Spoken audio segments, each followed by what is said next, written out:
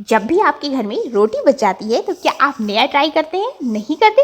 बिल्कुल कीजिए, क्योंकि इससे टाको बनाया जा सकता है और बहुत मज़े का लगता है।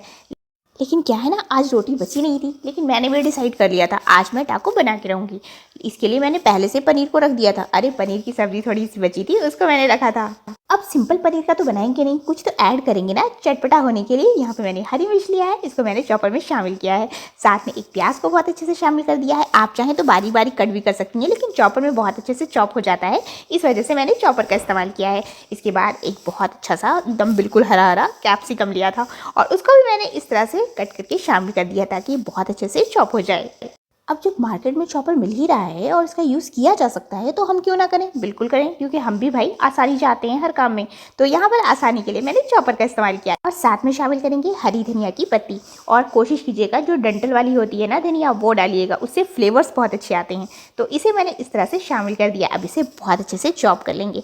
जितना जल्दी हो जाए उतना जल्दी कर लीजिए, देर हो जाए तो देर से ही कर लीजिए, बस कर लीजिए। और यहाँ पे देखिए ये चॉप हो चुका है। अब यहाँ पे हम फ्लेम को ऑन कर लेते हैं और यहाँ पे एक पैन को चढ़ा देते हैं। बिल्कुल पैन में बनाएंगे तो पैन को ही चढ़ाएंगे और इसमें फिर थोड़ा सा तेल शामिल करेंगे। यहाँ पे मैंने ऑलिव ऑयल में इस्तेमाल किया, आप चाहें तो बटर में भी बना सकती हैं। इसके बाद चॉप की हुई सब्जी और पनीर की सब्जी को शामिल करेंगे। ज़्यादा नहीं था, थोड़ा सा बचा के रखा था तो थोड़ा सा ही शामिल किया है। अब इसे बहुत अच्छे से चॉप कर लेंगे। वेस्ट नहीं कीजिएगा, थोड़ा सा पानी डाल के जितने शोरबे होते हैं ना उसे शामिल कर दीजिएगा। लेकिन अगर अलग से आप पनीर डाल रही हैं ना तो इसके साथ जो बेसिक मसाले होते हैं, हल्दी, नमक, मिर्च, ये सब शामिल कर दीजिएगा। अब थोड़ा सा हमको लगता है कि नमक यहाँ पे कम था तो थोड़ा सा नमक भी मैंने शामिल कर दिया। अब इसे बहुत अच्छे से मिला लेंगे। थोड़ा फ्लेम को हाई कर देंगे और हाई फ्लेम पर इसे बहुत अच्छे से भून लेंगे। मतलब कि थोड़ा सा जो उसके पानी है ना उसको खुश कर लेंगे और ये अच्छा से ड्राई हो जाएगा। देखिए बिल्कुल इस तरह से करना है। अब यहाँ पे हम रोटी बना लेते हैं। आपको मैंने बताया ना मेरे पास रोटी बची नहीं थी, मैंने फ्रेश रोटी बनाया था। लेकिन आप क्या करें कि रात में रोटी ज़्यादा बना लें और दूसरे दिन से बना लें। नहीं नहीं, ऐसा बिल्कुल नहीं करना है। जब भी रोटी एक्स्ट्रा अगर बच जाए तो बनाइएगा और अगर रोटी नहीं बचती है तो फ्रेश बनाइएगा, क्योंकि फ्रेश खाना हेल्थ के लिए अच्छा होता है।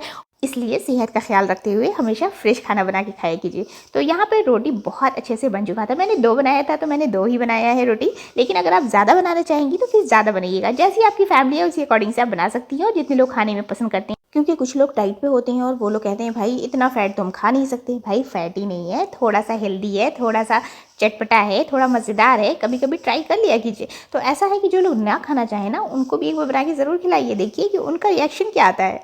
अब आपको लग रहा होगा कि कहीं ऐसा ना हो कि ये रोटी बनाना भी सिखाने लगे कि भाई रोटी कैसे बनाते हैं। देखिए रोटी को इस तरह से बेलते हैं, इस तरह से फुलाते हैं और इस तरह से फुल के जैसे बनाते हैं।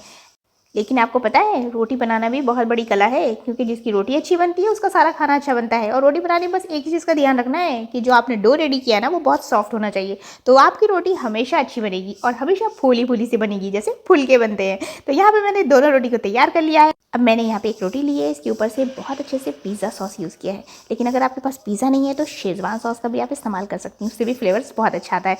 लेकिन यहाँ पे पिज़्ज़ा सॉस का मैंने इस्तेमाल किया है और इसे बहुत अच्छे से रोटी की चारों तरफ स्प्रेड कर देंगे इस तरह से बिल्कुल। और हाँ, एक चीज़ और बताना है। क्या? कुछ भी नहीं, बस आगे देखिए। अब कुकिंग के टाइम थोड़ा मस्ती तो चलती है ना, इतना भी बोरिंग कुकिंग नहीं करना चाहिए। तो यहाँ पर देखिए रोटी की चारों तरफ, नहीं नहीं बिल्कुल आधे साइड में इसको इस तरह से लगा देना है। मतलब इसको फैला देना है। किसको? यही जो मैंने मिक्सचर तैयार किया ना उससे फैला देना है। और इसके ऊपर क्या डालेंगे? भर भर कर डालेंगे, एकदम भर भर कर, जितना आप भर भर के डालना चाहें और जितना आपको फ्लेवर अच्छा लगता है इसका, मतलब चीज़ का। और यहाँ पर मोज़रेला चीज़ का इस्तेमाल किया है, तभी तो जो लेयर आएगा ना वो इतना ज़बरदस्त आएगा कि मैं आपको क्या बताऊँ। अब इसको इस तरह से फोल्ड कर देंगे। उसी तरह से हमें दूसरा टाको भी रेडी कर लेना है। लेकिन हाँ, आपको एक बात बताती हूँ, अगर आप किसी को खिलाइएगा ना तो ये मत बताइएगा कि मैंने बासी रोटी से बनाया है या मैंने कल की रोटी से बनाया है, क्योंकि फिर वो कहेंगे अच्छा मैं तुम्हारे यहाँ मेहमान बन के आई हूँ और तुम मुझे बासी खिला रही हो। तो इसलिए हमेशा इस बात का ध्यान रखिएगा। खाने वाले तो जान ही नहीं पाएंगे कि ये क्या चीज़ से बना है और कैसे बना है, क्योंकि इसका फ्लेवर इतना अच्छा होता है ना कि तारीफ़ तो आपकी बनती है। आप इसे बच्चों को लंच बॉक्स में भी दे सकती हैं, उनके लिए भी बहुत अच्छा होता है क्योंकि ये हेल्दी है। और दूसरी चीज़ ये है कि अगर आप चाहें तो ब्रेकफास्ट में भी इसे बनाकर इस्तेमाल किया जा सकता है और शाम के नाश्ते में भी बहुत अच्छा लगता है खाने में। तो अब हम पैन को बहुत अच्छे से घी के साथ ग्रीस कर लेंगे। अगर आप चाहें तो बटर के साथ भी कर लें, लेकिन तेल के साथ मत कीजिएगा। अब इसे पैन में इस तरह से शामिल कर देंगे, मतलब पैन के ऊपर रख देंगे और लीड से इसे कवर कर देंगे। अब इसे 5 मिनट एक साइड करेंगे, फिर 5 मिनट दूसरी साइड करेंगे। आप बस ध्यान रखिएगा कि जो अंदर में मैंने चीज़ डाला है ना वो बहुत अच्छे से मेल्ट हो जाना चाहिए और जो ऊपर की जो लेयर है रोटी की वो थोड़ा क्रिस्पी हो जानी चाहिए।